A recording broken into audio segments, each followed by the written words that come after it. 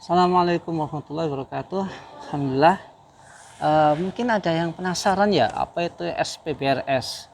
Ini kok kamu banyak kegiatan ngisi acara di SPBRS. Nah, SPBRS itu singkatan dari Silaturahim Pekerja Buruh Rindu Surga. Panjang ya?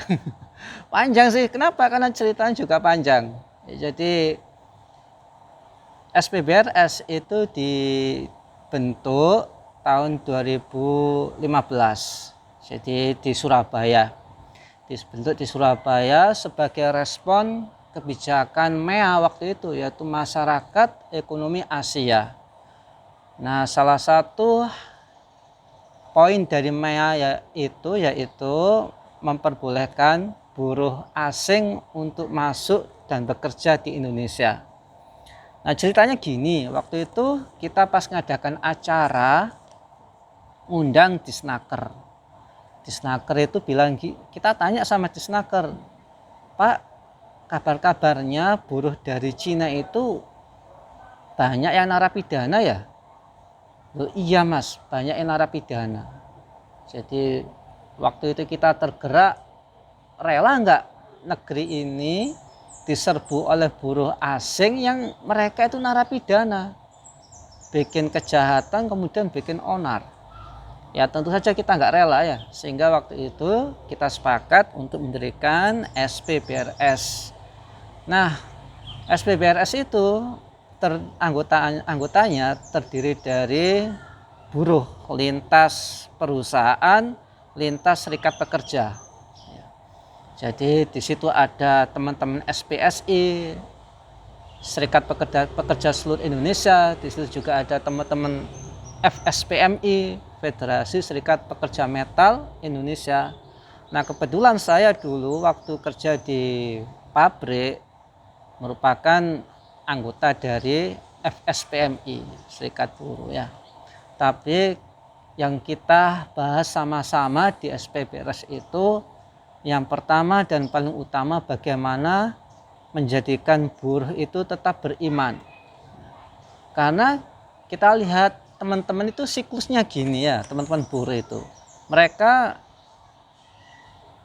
waktu kecil ikut TPQ, pintar ngaji. SD madrasah atau madin.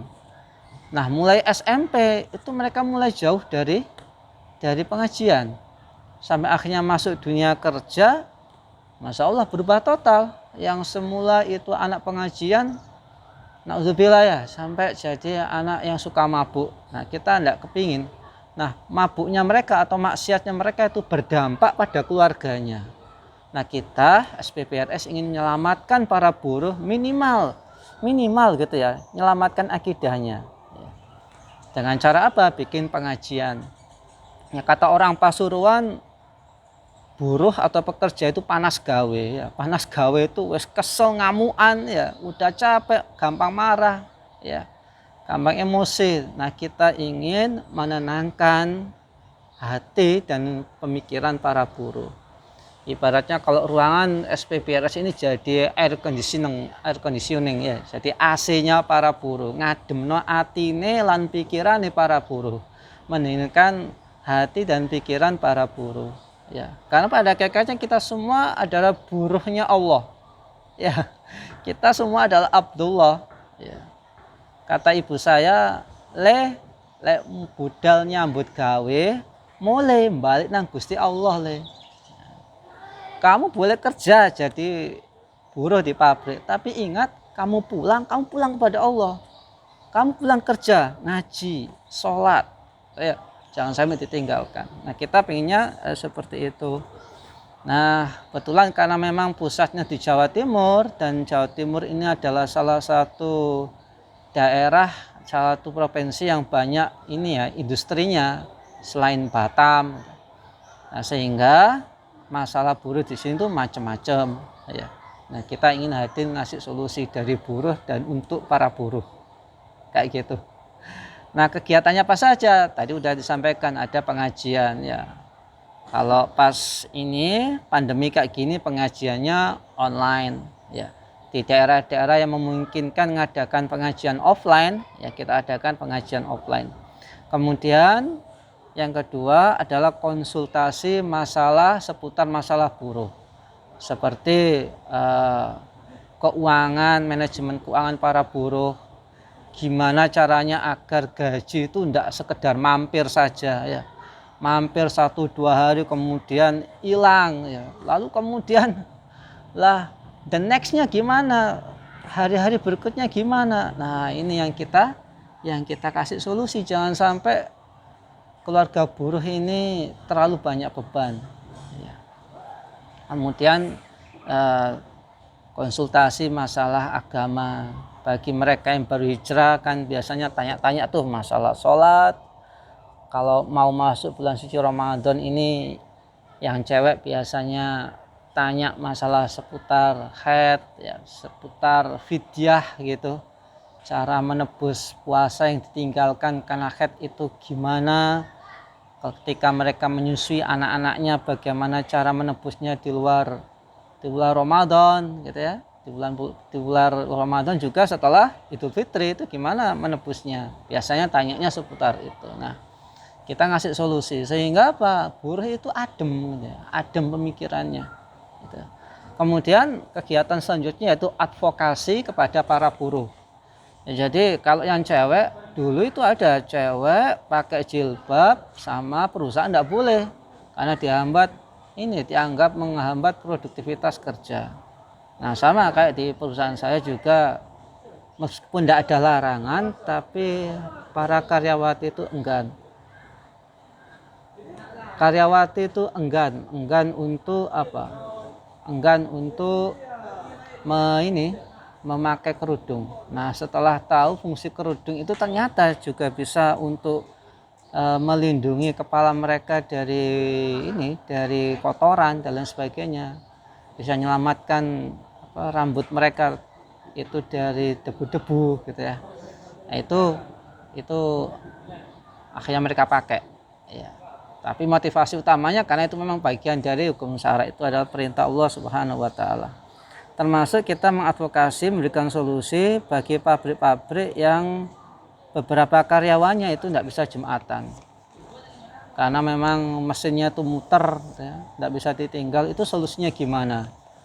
Nah, teman-teman di Surabaya di terminal peti kemas gitu ya, itu mereka memang Jumatannya ngadakan 2 kali. Jadi ketika di masjid dekat terminal peti kemas itu sudah ngadakan Jumatan, teman-teman di sana baru istirahat jam 1, mereka ke masjid itu.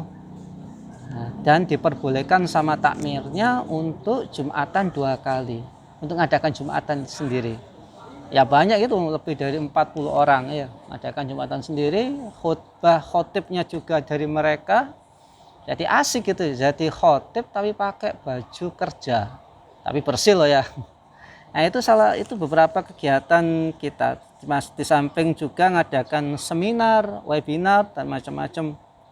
Termasuk ketika kemarin kita ada problem itu ya Omnibus Law, SPPRS itu mengadakan audiensi ke DPRD Jawa Timur, ditemui dan diterima baik, dan DPRD Jawa Timur titip pesan semoga SPPRS bisa menjadi wadah untuk mengkomunikasikan Omnibus Law ini kepada para buruh yang lain.